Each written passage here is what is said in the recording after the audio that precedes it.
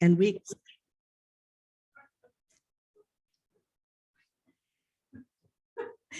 expect a warm welcoming to everyone on Zoom and in the sanctuary.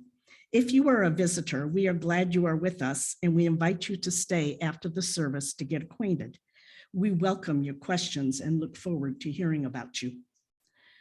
We are mindful today that we gather with different needs. Whatever brings you here, you are welcome to come as you are and take what feeds you. Please know that technical difficulties may arise, yet we offer our best efforts, not with the goal of perfection, but to allow us to connect with one another while keeping our community safe.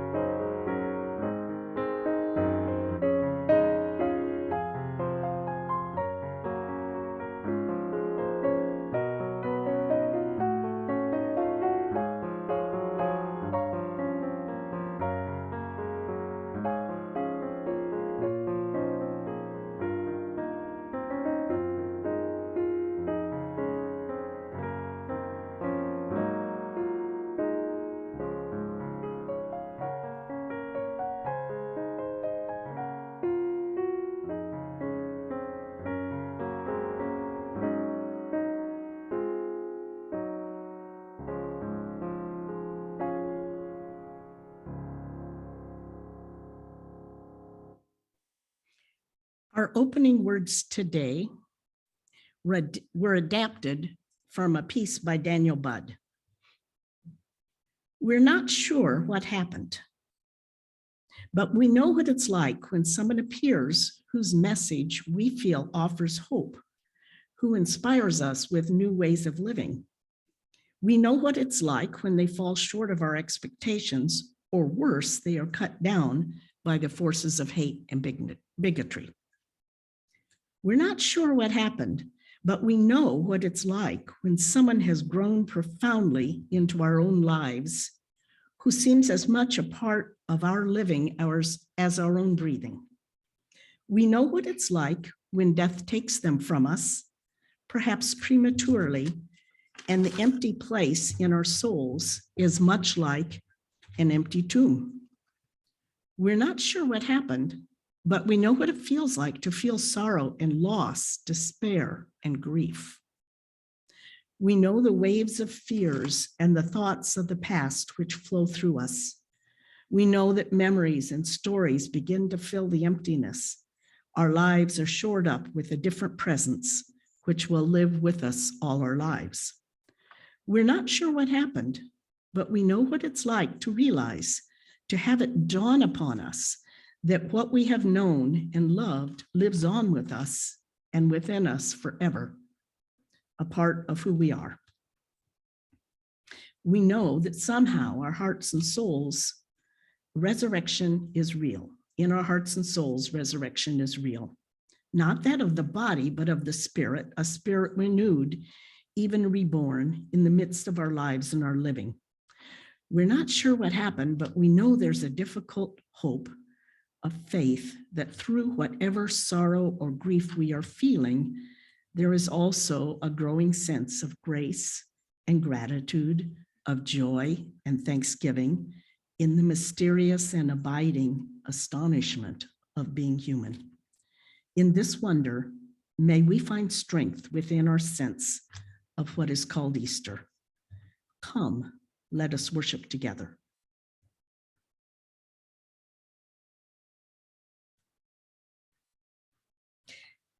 The flaming chalice is a symbol of Unitarian Universalism, a beacon of light and warmth.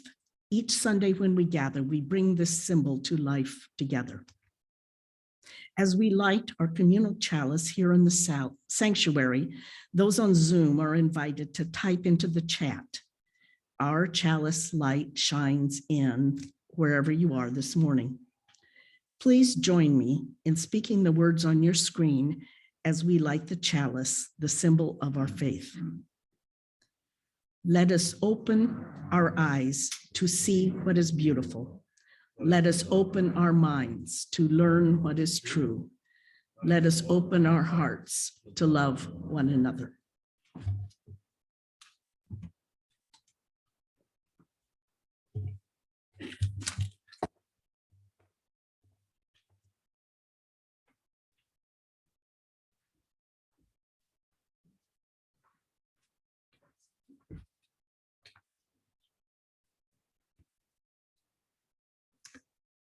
Well, I'm going to speak to what I know.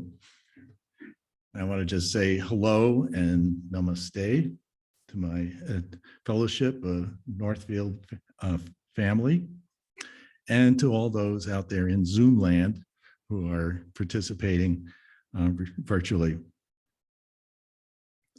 I joined this community 7 or 8 years ago, looking for a community that would support me in my spiritual growth, as well as a community that I could support through my skills and gifts.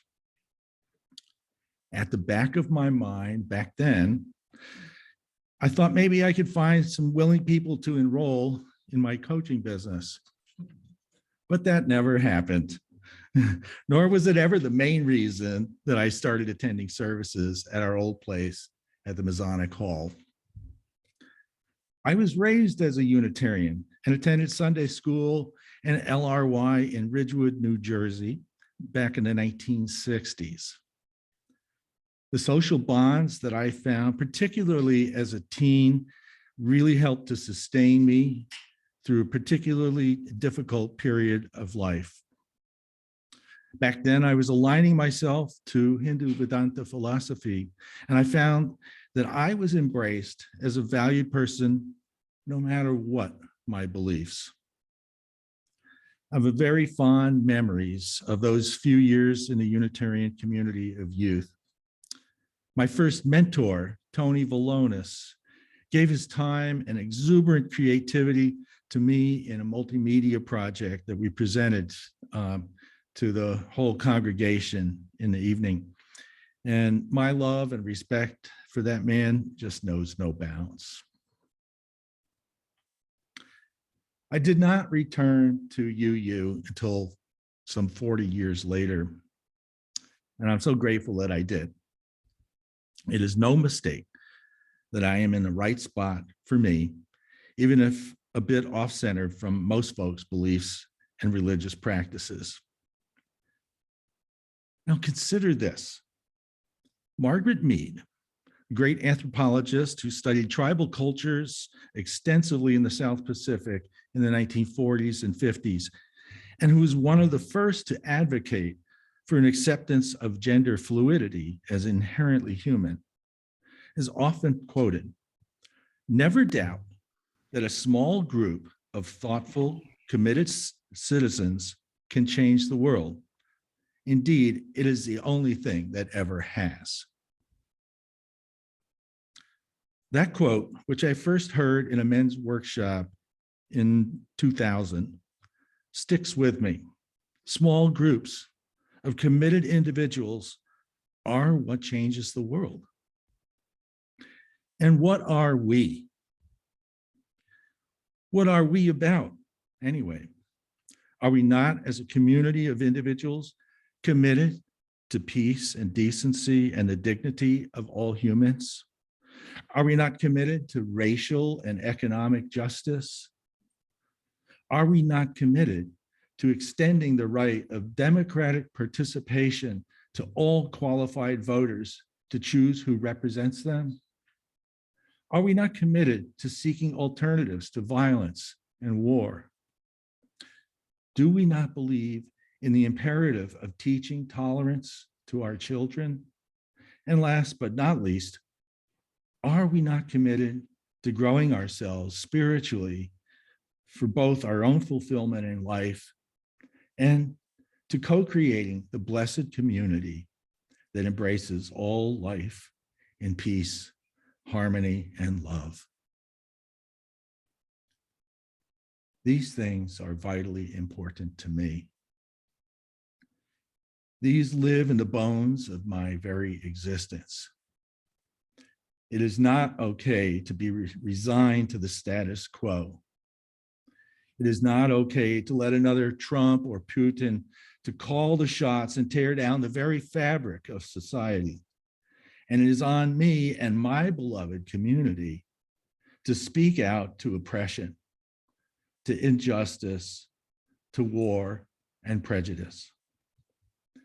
This is why I belong to this community and its promise to do and be better, to educate ourselves, to commit to transforming old and debilitating patterns to ones that are rooted in an abiding faith in love. Love as the very basis of the universe. Love as the fabric of our interconnectedness to all existence, both manifest and unmanifest. So I pledge a sustenance to this community. I have volunteered a couple thousand hours as a leader for our growth and sustenance and becoming. I find it all worth it. Please join me, join the promise and of this precious small community in giving all that you can to its sustenance, growth, and the possibility that we, united, can change the world. For that is the only thing that has ever made change come about. Thank you and namaste.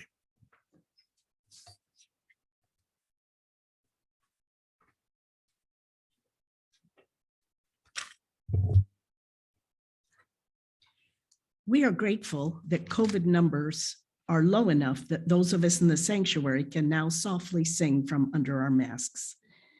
Please stand as you are able to sing hymn number 61, Lo, the Earth Awakes Again.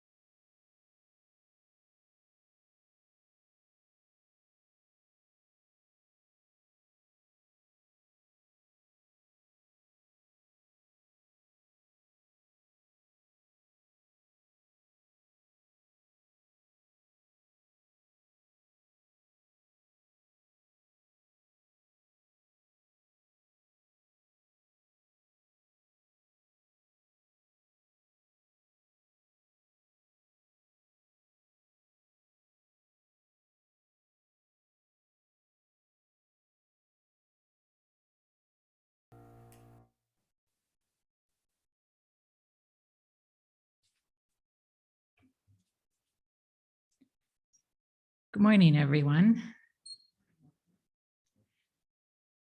We continue to follow the events in the Ukraine with our hearts looking to peace. The following is lightly adapted from a prayer written by Reverend Eric Cherry, past director of the UUA's International Office. Spirit, our hearts are torn, broken, and battered. Even across an ocean from the Ukraine, such pain, such violence, such suffering. The trauma is immense, nearly unspeakable. We know that we are called to feel the pain of humanity, to hear the cry of the soul, the innocent soul, so we shall. May it help us turn to love in spite of hate. Turn to trust in spite of fear. Turn to each other, people of all faiths and none, in spite of intolerance. May it help us turn to our neighbors in need. Turn our care to the vulnerable near us. Turn our spirits to the grieving, the injured, and the traumatized. May it help us turn to our work of becoming a world of justice and compassion. Turn us, open our hearts, guide our feet and hands, bring us to peace. May it be so.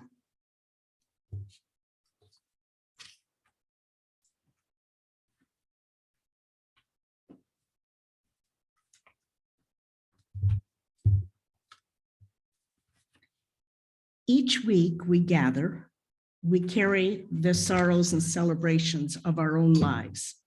If you have a joy or sorrow you'd like to share with the group and you're on Zoom, you could type it into the chat box and I will read it aloud for those listening. I will also read the joys and sorrows written on the note cards in the sanctuary. If you have a note card, the ushers will collect them and bring them forward now.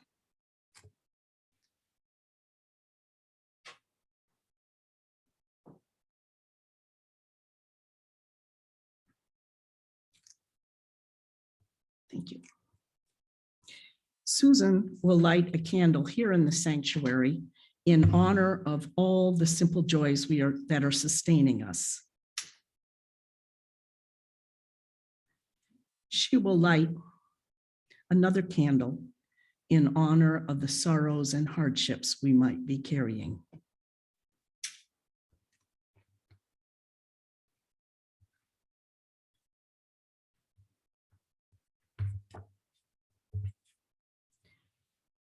From Brenda, it's a joy to see sunshine and very little wind this Easter morning. From Maria and Peter, happy Easter, happy spring. From Sharon Snyder, grateful for this wonderful community. Yay for the sunshine. From Ryan, our family wants to share that Joel turned 13 this past Tuesday. We are excited for his next year of growth and adventure.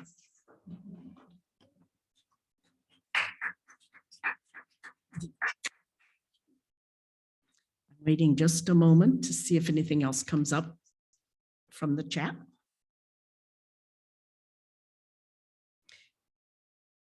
Okay, we light one more candle in honor of the joys and sorrows we carry in our hearts, but have not spoken aloud.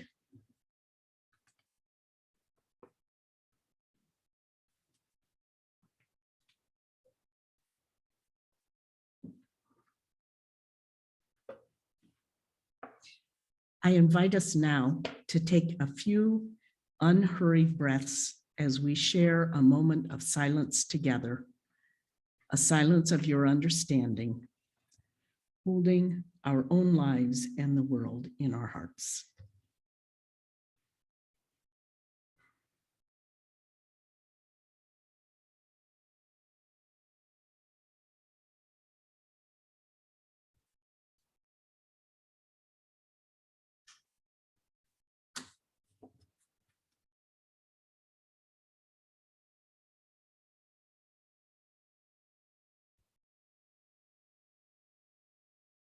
Amen.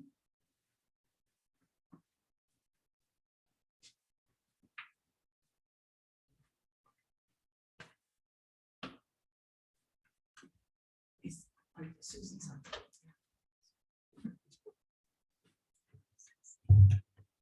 You're nice and ready.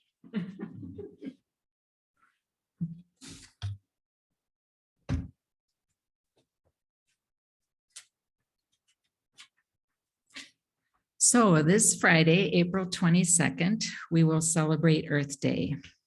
And right now I'm going to offer this Hawaiian Indigenous prayer to honor Mother Earth and all she gives us. Let us give thanks for the world around us. Thanks for all the creatures, stones, and plants.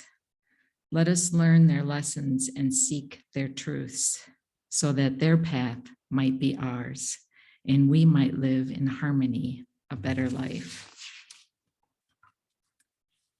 May the earth continue to live. May the heavens above continue to live. May the rains continue to dampen the land. May the wet forests continue to grow. Then the flowers shall bloom and we people shall live again. So it be.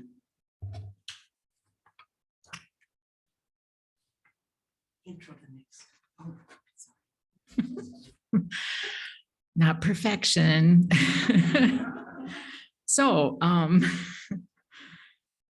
today's presentation is a celebration of spring, hope, and renewal.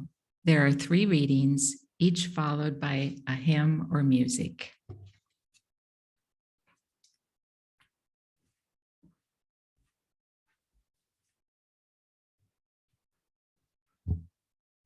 The first reading is by an unattributed author, a short piece called "What is Easter About Anyway?" So what is Easter? It must be important because it is a national holiday in the United States and many major stores are closed.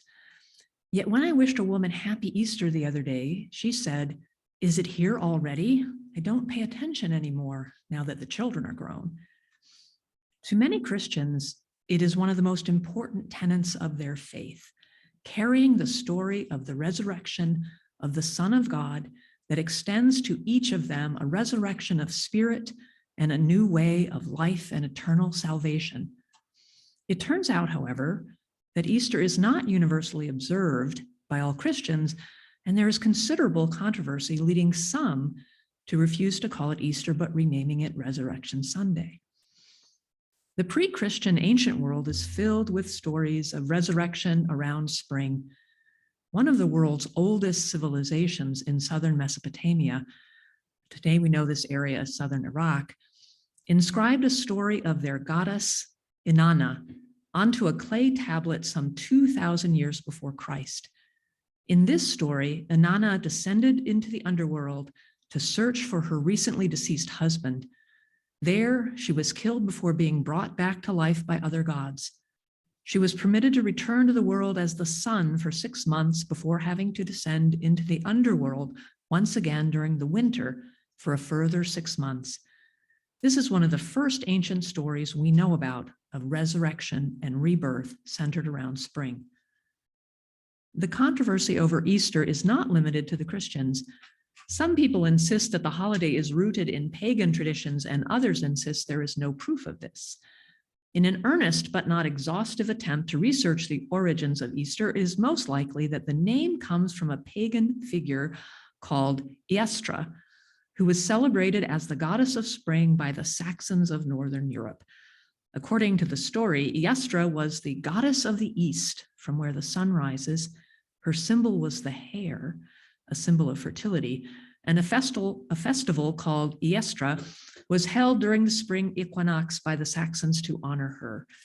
This takes the attention of some into rites of fertility and some exploits into the, well, fun but not particularly reverent celebrations. Whatever the truth around these origin myths, today it seems that Easter has become highly commercialized. The world's focus is on Easter eggs, Easter candy, the Easter bunny, Easter bonnets, etc. So what is the story behind the Easter egg? Sacred egg stories date from ancient times in India and Egypt, where it was regarded as a symbol of cosmic beginnings. Some religions believed the universe was produced from an egg, thinking that an egg regarded as dead had the capability of releasing new life after having been shattered. Consequently, the egg became associated with the theme of resurrection. Later, this extended to it being perceived as a tool for magic and transformation.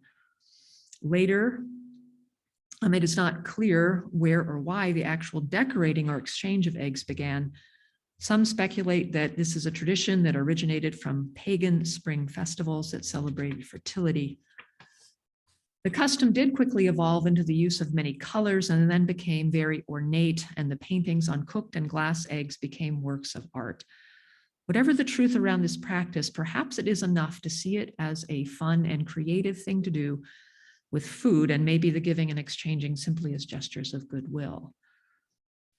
Given what is happening in the world, it feels important to mention the famous Ukrainian eggs. Their egg designs date back to 1300 BC. They began as a form of prayer. People would inscribe their wishes, dreams, and hopes as symbols onto the egg. It was described as a solitary ritual that lasted many hours. One woman spoke of the meditative trance she falls into while staring at the flame, the melting wax, and drawing designs on a delicate egg held cupped in her warm hand. Moving on with today's Easter celebrations, what's with the human-sized bunny delivering the decorated eggs, candy, and toys? And the family traditions of pictures with the big bunny at the local mall seems to resonate with a jolly fellow in a red suit that brings toys during another sacred holiday. This practice may have originated with the image of the Anglo-Saxon goddess and the hare I mentioned earlier. The earliest reference to an actual Easter rabbit seems to date from the late 16th century. It was said to bring happiness to children by bringing them eggs, candies, and pastries. German settlers brought the Easter bunny tradition to America in the 1700s. Their children made nests so this creature could lay its colored eggs. So it would seem that our love of our children and creating myths and practices for their happiness is probably the core story around the big bunny. Despite all the side trips into fantasy and ancient speculations, Easter remains one of the most religious celebrations in the world. At the heart of the Easter season, or whatever you choose to call it, is a time of celebration, spring, hope, and renewal. Add to that a time when families and friends gather for a meal and festivities, and it takes on a warmer and deeper meaning. More food, more pictures, more memories. Enjoy. Now please stand as you are able and softly sing hymn number 12, O life that maketh all things new.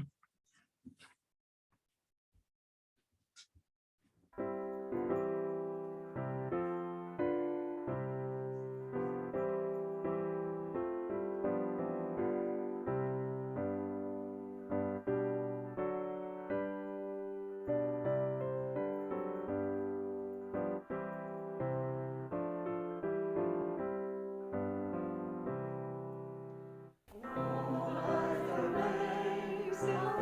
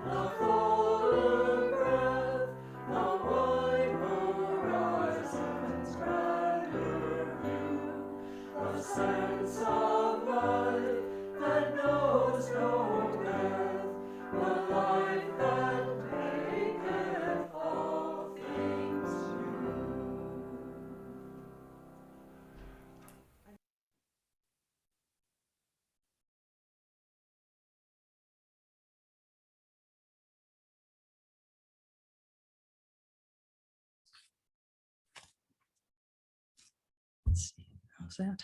Can you hear me okay? Step back.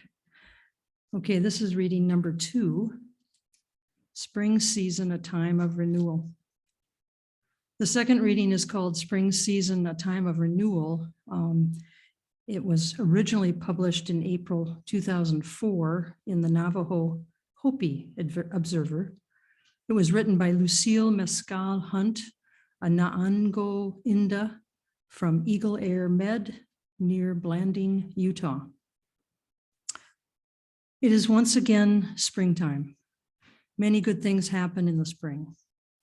In the Navajo way, spring begins when the first thunder is heard sometime in February. It rumbles and shakes Mother Earth ever so gently, awakening and the hibernating animals and reptiles. It is a sacred moment for the people and the animals. When one hears and feels the first thunder at the beginning of spring, you should stop whatever you are doing and for a moment let your spirit communicate with the gods of nature. My grandmother taught me to offer a prayer when the first thunder sounded. She taught me that you become one with nature by stretching out your arms as far as they will stretch and sweep in the renewed air, taking a deep breath at the same time. She would say that the rain family gods have returned and wise grandfather thunder ushers them in. With the gods' return, the female rain will once again bring gentle rain, watering the young plants. Female rain is also aware of the baby birds and the newborn baby animals, which is why she brings gentle rain. The male rain is accompanied by the loud thunder. The male rain brings water to the reservoirs, so people and animals will not die of thirst. Later in summer, thunder is caused by the children of the rain family gods making their presence known by their loud clashing and crashing footsteps. They are only playing, and their elders try to quiet them down by cracking the whip, which is the lightning. So, my little one, my grandmother would tell me, remember to renew your spirit with nature in the spring. Always listen for grandfather thunder when he awakens, Mother Earth with that low, gentle rumble. I cherish the traditional teachings of my grandmother, for her teachings help me understand who I am and make me proud of my Navajo heritage. As I live in so many overlapping cultures, her teachings have provided me with a cultural anchor and a harbor of security from which I can pursue my course in life. As my grandmother taught me, nature's gift of the spring season delivers new life to nature and may it also bring new life to our hearts and our souls.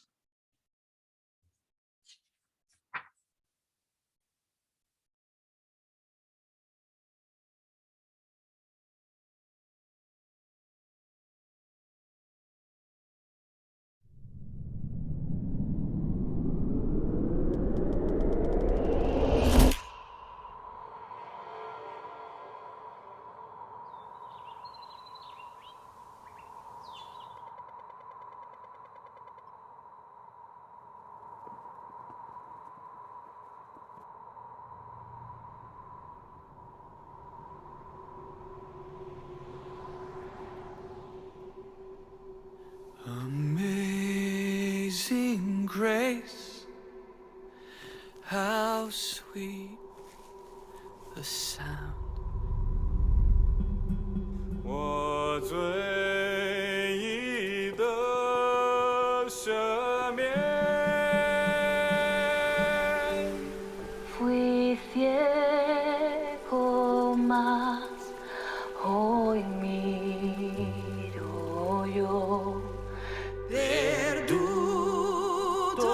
salvo soy.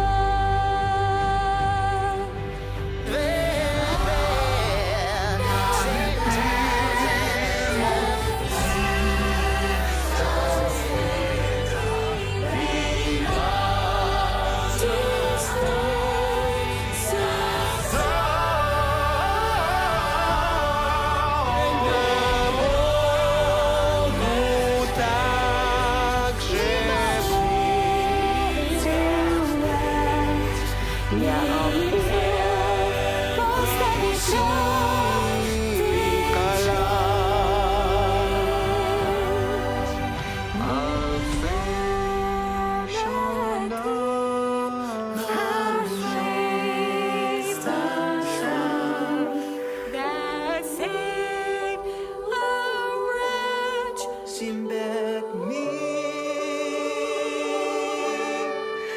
Ich war verloren, ganz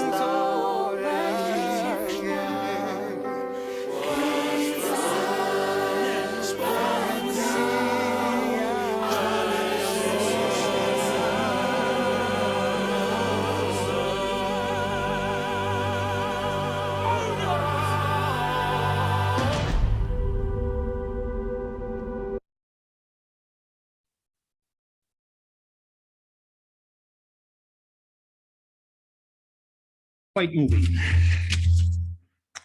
Our final reading is Receiving Earth's Day as an Invitation, written by John O'Donohue from his book, To Bless the Space Between Us. Each no day is a path of wonder, a different invitation. Days are where our lives gradually become visible. Often it seems that we have to undertake the longest journey to arrive at what is nearest all along. Mornings rarely find us astounded as the new day that we are unable to decide between adventures. We take our days the same conditioned reflex with which we wash or put on our clothes each day. If we could be mindful of how short our time is, we might learn how precious each day is. There are people who will never forget today. The Liturgy of Dawn signals the wonder of the arriving day, magic of the darkness breaking through into color and light in such a promise of invitation and possibility. No wonder we always associate the hope and urgency of new beginning with the dawn. Each day is a field of brightness where the invitation of our life unfolds. A new day is an intricate and subtle matrix written into the mysteries the mystery are the happenings sent to awaken challenge us. No day is ever the same, and no day stands still. Each one moves through a different territory, awakening with new beginnings. The day moves forward in moments, and once a moment has flickered into life, it vanishes, only to be replaced by the next. It is fascinating that we live within an emerging lacework that continually unravels. Often a fleeting moment can hold a whole sequence of a future in distilled form. That unprepared second when you look into a parent's eye and saw death already beginning to loom. Or the second you noticed a soothing in someone's voice and you knew that the friendship was beginning. Or catching your partner's gaze upon you and knowing the love that surrounded you. Each day is seeded with recognitions. The writing life is a wonderful metaphor. To this, the writer goes to his desk to meet the empty white page. As he settles himself, he is preparing himself for visitation and voyage. Each memory, longing, and craft set the frame for what might emerge. He has no idea what will come, yet despite its limitations, his creative work will find its own direction to form. Each of us is an artist in our own ways, in our own days. The greater our integrity and awareness, the more original and creative our time will become. Please stand as you are able and softly sing hymn 270, O Day of Light and Gladness.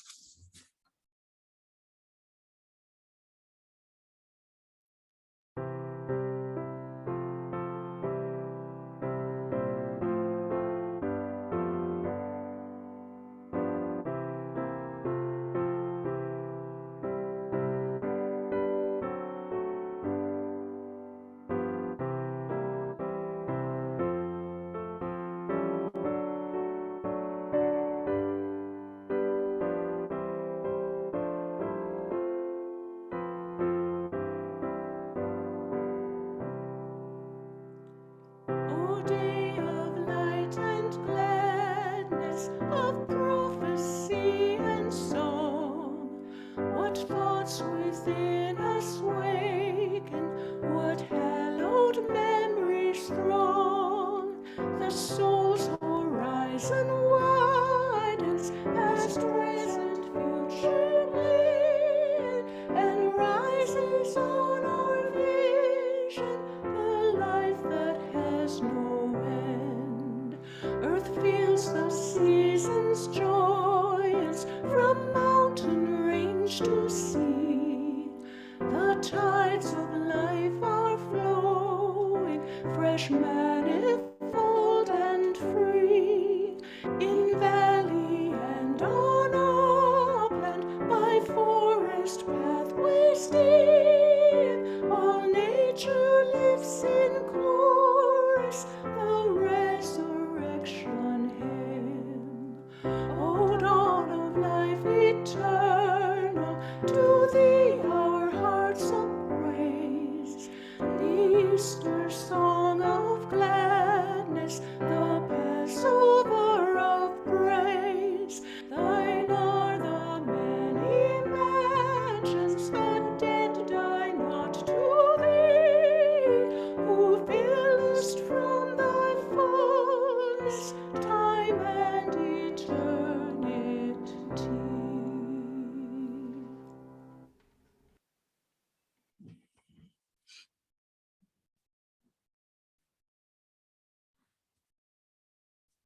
We turn our attention now to the wider world as we take our offertory.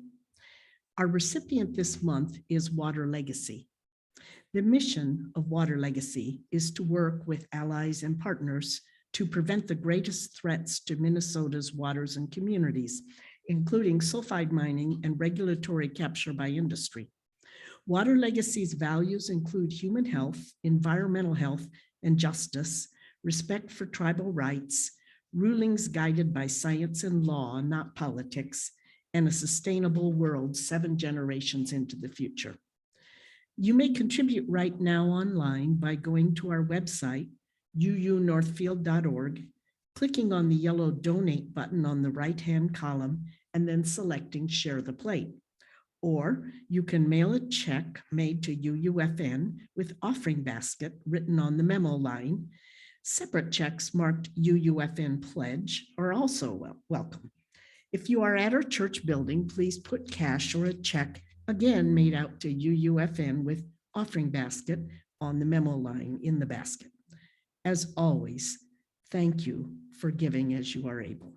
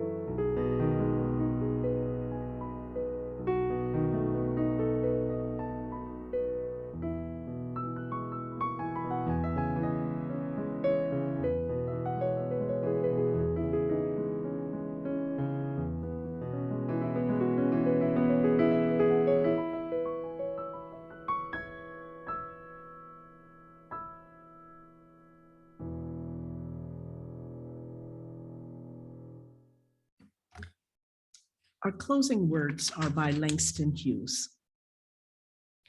In time of silver rain, the earth puts forth new life again.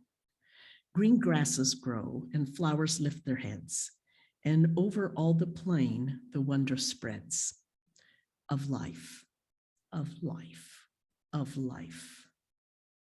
In time of silver rain, the butterflies lift silken wings to catch a rainbow cry, and trees put forth new leaves to sing in joy beneath the sky, when spring and life are new. I invite everyone here in the sanctuary to gather in a wide circle as we prepare to sing our final hymn.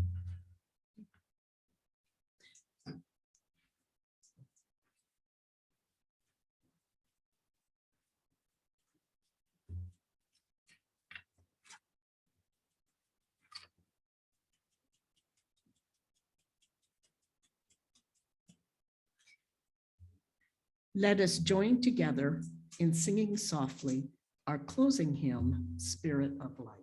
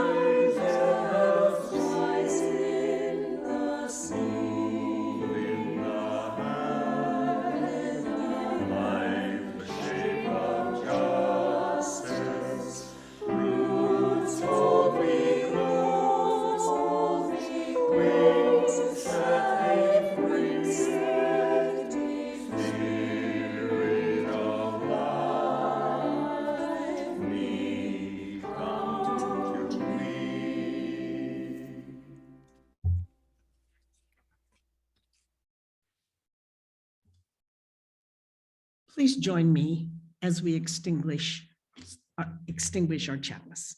You will see the words on your screen. We extinguish this flame, but not the light of truth, the warmth of community, or the fire of commitment. These we carry in our hearts until we are together again. Go in peace.